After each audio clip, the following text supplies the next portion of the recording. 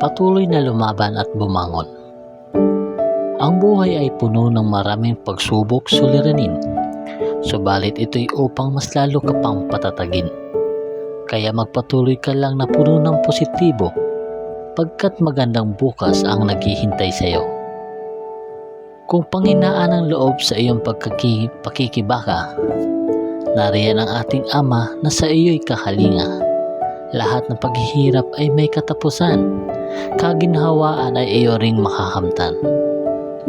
Kahit pagod ka na sa bigat na iyong pasan, manatiling matatag, palaging lumalaban.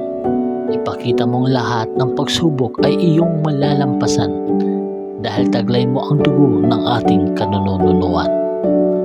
Pagkatapos ng dagok at mga pagsubok, mararating mo rin ang pinakarorok. Kaya laban lang, tatagan ang pag-asa.